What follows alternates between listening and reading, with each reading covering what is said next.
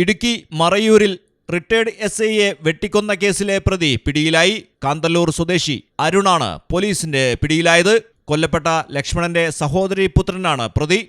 സംഭവത്തിന് ശേഷം അരുൺ ഒളിവിൽ പോയിരുന്നു. കഴിഞ്ഞ ദിവസം വൈകിട്ടാണ് കൊലപാതകം നടന്നത്. മറയൂർ കാന്തല്ലൂർ റോഡിൽ സർക്കാർ ഹൈസ്കൂളിന് സമീപത്ത് വെച്ചായിരുന്നു സംഭവം.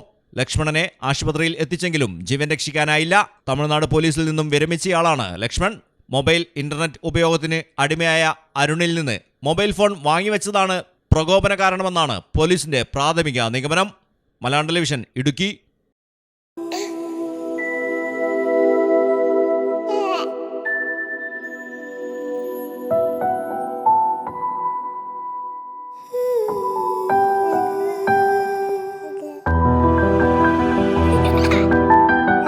The first touch of love. തേമ്പാട്ടിൽ jewellery, Tirur, Kottakkal, Puthanathani.